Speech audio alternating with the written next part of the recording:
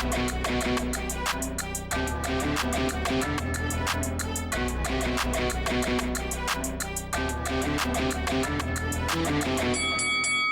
guys, welcome to Boxing Squared for boxing news and views from around the internet. 3 heavyweight fights that were on the Alim Hanallah middleweight card that was a top rank event. So what we'll do, we'll whip through Richard Torrez and then Guido Vianello and the newcomer, Jahongir Zakirov, who made his professional debut.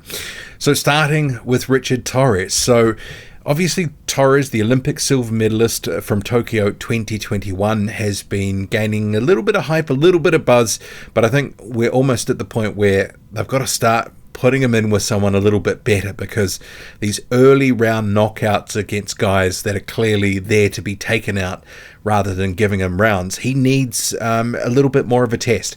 And it was evident again against this fight against Tyrell Herndon, who for the most part didn't really have too much success, tried to just be staying out of the way. You had Richard Torrez early on busy throwing the jab, trying to blind Herndon with a number of punches, and as the round wore on, you had Richard Torrez starting to find the distance, range, his rhythm, and by the end of the round, he's starting to let his hands go and have some good success. And he continued it into round 2, landing a beautiful straight left, and this is the moment of impact, and this is a moment later after a following right hook came in and you had Tyrell Herndon going down.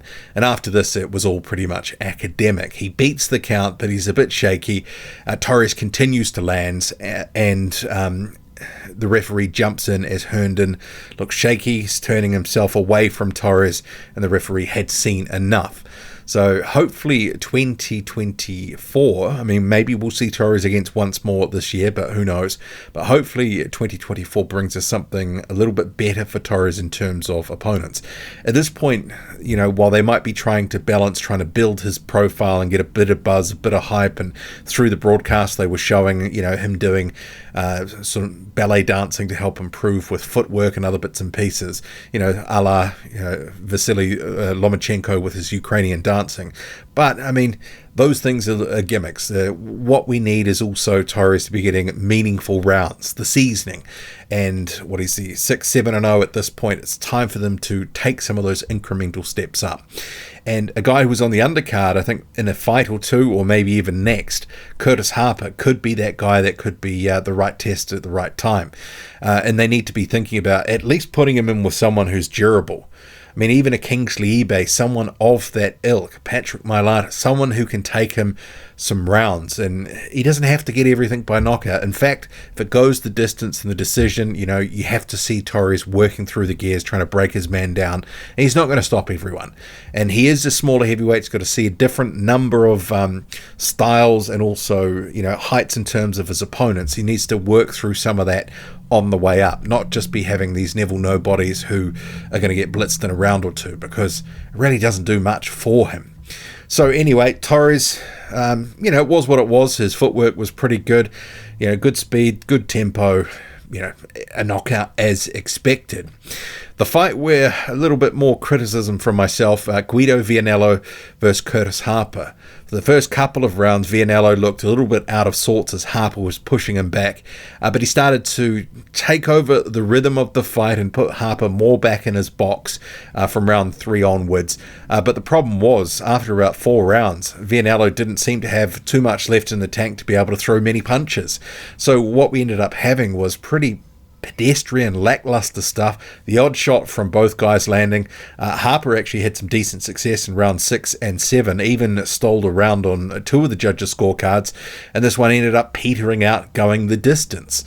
So it was 80-72 on one judge and 79-73 on 2 judges. Maybe some will say Harper maybe a little bit hard done by.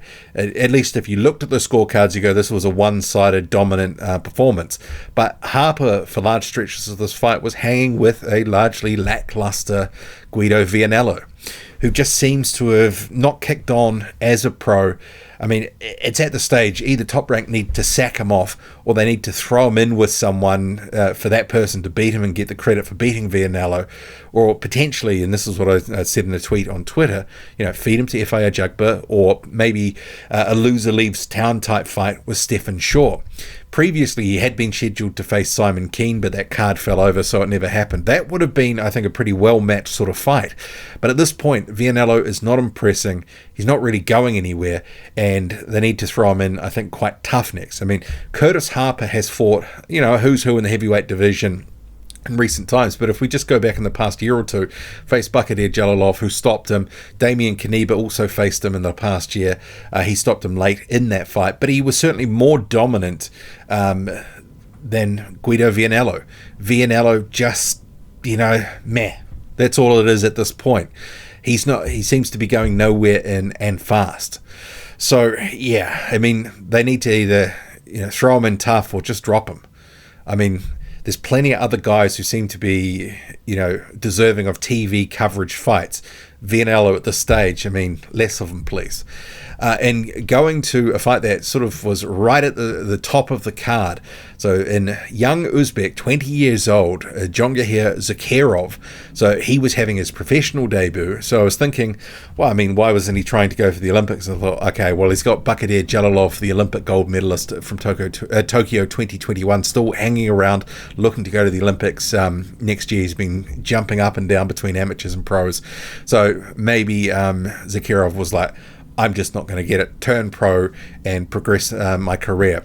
So he got a win. This was a 4-round performance. He stopped him in the final round there, Guillermo Del Rio. And in terms of professional debuts, I mean, it wasn't a complete can, but it wasn't too far from it. Seems to have decent skills, but you had Guillermo Del Rio just ducking down, crouching, making it hard it wasn't exactly easy for Zakirov, but I do think maybe there was a room to do a little better than he did, and I do have a question about the punching power, but he is 6'7", and they don't teach height, so he's got some ingredients and age on his side, and clearly I think there's room for improvement. So gets the win, moves on, 1-0. What do you make of it all? Drop a comment loud and often. Hit like, hit subscribe, follow me on Twitter. Boxing_squared. I'm out.